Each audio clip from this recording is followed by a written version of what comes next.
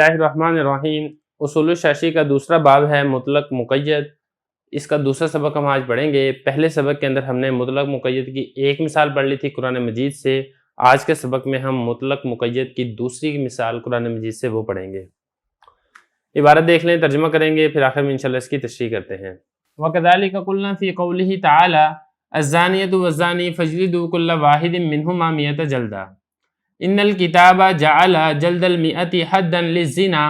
فَلَا يُزَادُ عَلَيْهِ التَّغْرِيبُ حَدًّا لِقَوْلِهِ عَلَيْهِ السَّلَامُ الْبِكْرُ بِالْبِكْرِ جَلْدُ مِائَةٍ وَتَغْرِيبُ عَامٍ بل يُعْمَلُ بِالْخَبْرِ عَلَى وَجْهٍ لَا يَتَغَيَّرُ بِهِ حُكْمُ الْكِتَابِ فَيَكُونُ الْجَلْدُ حَدًّا شَرْعِيًّا بِحُكْمِ الْكِتَابِ وَالتَّغْرِيبُ مَشْرُوعًا سِيَاسِيًّا بِحُكْمِ الْخَبْرِ۔ عبارت پڑھ لی، اب اس کا ترجمہ دیکھ لیں، پھر اس کی تشریح کرتے ہیں۔ اور اسی طرح ہم کہتے ہیں اللہ تعالیٰ کے اس فرمان میں زانی مرد اور زانی عورتیں عبارت ہے، تم ان کو کوڑے لگاؤ، ان دونوں میں سے ہر ایک کو 100 کوڑے۔ بے شک کتاب نے 100 کوڑے لگانے کو حد قرار دیا ہے زنا کی، لہذا اضافہ نہیں کیا جائے گا اس پر جلا وطن کرنے کو بطور حد کے۔ آپ صلی اللہ علیہ وسلم کے اس فرمان کی وجہ سے باقرہ مرد اور باقرہ عورت 100 کوڑے ہیں اور 1 سال کے لیے جلا وطن کرنا ہے، بلکہ عمل کیا جائے گا حدیث پر ایسے طریقے سے کہ نہ تبدیل ہو اس سے کتاب اللہ کا حکم، لہذا کوڑے لگانا یہ تو حد شرعی ہوگا کتاب اللہ کے حکم سے،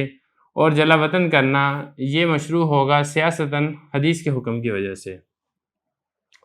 عبارت پڑھ لیے، ترجمہ کر لیے، اب چلتے ہیں اس کی تشریح کی طرف۔ دیکھیں یہاں سے مصنف رحمہ اللہ تعالیٰ مطلق کی دوسری مثال بیان کر رہے ہیں۔ اس مثال کو سمجھنا بعد میں ہوگا، پہلے آپ مسئلہ سمجھیں۔ مسئلہ یہ ہے کہ بالاتفاق، یعنی اس میں کسی امام کا کوئی اختلاف نہیں ہے، غیر محسن مرد اور غیر محسن عورت، یعنی وہ مرد اور عورت جن کی شادی نہیں ہوئی ہے، اگر یہ زنا کر لیتے ہیں تو حد زنا 100 کوڑے ہیں، اس میں کسی کا اختلاف نہیں ہے۔ البتہ اختلاف اس مسئلہ کے اندر ہے کہ 100 کوڑوں کے ساتھ ساتھ تغریب عام، یعنی 1 سال کے لیے جلا وطن کرنا، آیا یہ بھی حد کا حصہ ہے یا پھر یہ حد کا حصہ نہیں ہے؟ امام اعظم ابو حنیفہ رحمہ اللہ تعالیٰ فرماتے ہیں کہ 1 سال کے لیے جلا وطن کرنا یہ حد کا حصہ نہیں ہے، جبکہ امام شافعی رحمہ اللہ تعالیٰ کے نزدیک غیر محسن مرد اور غیر محسن عورت، یعنی وہ مرد اور عورت جن کی شادی نہیں ہوئی ہے، اگر وہ زنا کر لیتے ہیں تو ان کی حد زنا 100 کوڑوں کے ساتھ ساتھ 1 سال کے لیے جلا وطن کرنا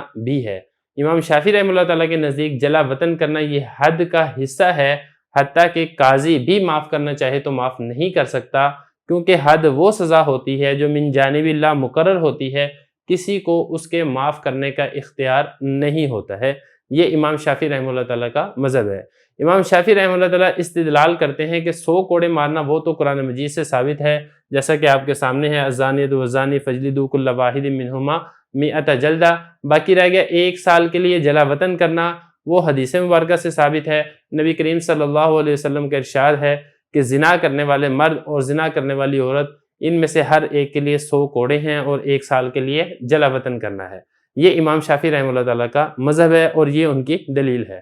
جبکہ حنفیہ جواب یہ دیتے ہیں کہ نہیں، ایسی بات نہیں ہے، حد زنا یہ صرف 100 کوڑے ہیں جو کہ قرآن مجید کی نص سے ثابت ہیں، اور اگر آپ اس نص میں غور کریں گے تو یہاں پہ مطلق ہے مئۃ جلدہ، یعنی مئۃ جلدہ کے ساتھ تغریب عام کی کوئی قید نہیں لگائی گئی ہے، لہذا جو حد شرعی ہے وہ تو صرف مئۃ جلدہ 100 کوڑے ہیں۔ باقی اگر آپ تغریب عام کی قید بڑھائیں گے تو کتاب اللہ کے مطلق کو حدیث کے ساتھ مقید کرنا لازم آئے گا، اور خبر واحد کے ذریعے سے کتاب اللہ پر زیادتی اور اضافہ کرنا لازم آئے گا، اور یہ جائز نہیں ہے۔ لہذا ہم حدیث پر عمل اس طریقے سے کریں گے کہ کتاب اللہ کا حکم متاثر نہ ہو، اور کتاب اللہ میں جو حکم مطلق ہے وہ مطلق ہی برقرار رہے، وہ مقید نہ ہو۔ اس طریقے سے ہم اس کے اوپر عمل کریں گے، اور ہم یہ کہیں گے کہ حد زنا وہ تو صرف 100 کوڑے ہیں، اور خبر واحد پر عمل کرتے ہوئے ہم یہ کہیں گے کہ تغریب عام کو بطور تحذیر اور سیاستاً جائز قرار دیا جائے گا، یعنی حاکم وقت اگر یہ سمجھتا ہے کہ زنا کرنے والے مرد اور عورت کو اگر 1 سال کے لیے علاقہ یہاں سے دربدر بھی کر دیا جائے تو ان کی اصلاح ہو جائے گی، تو پھر اس کو اس چیز کا اختیار ہے کہ وہ باہر بھجوا دے، اس علاقے سے ان کو جلا وطن کر دے، اور اگر وہ سیاستاً یہ سمجھتا ہے کہ اس کا الٹا نقصان ہو جائے گا تو پھر اس کے ذمہ لازم اور ضروری نہیں ہے کہ وہ ان کو جلا وطن کرے۔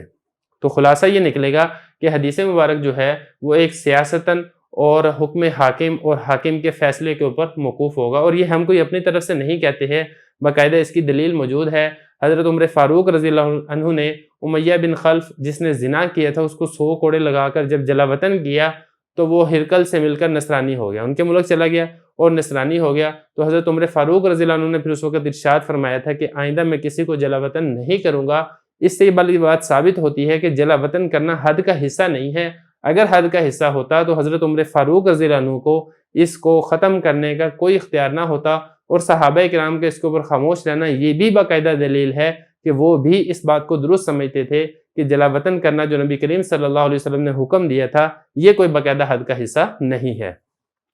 اب آپ کتاب کی عبارت دیکھ لیں،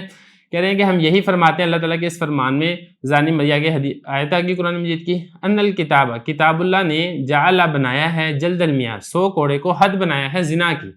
فلا یزاد علیہ تغریب حدن اس کے اوپر اضافہ نہیں کیا جائے گا۔ تغریب کہتے ہیں جلا وطن کرنا، حدن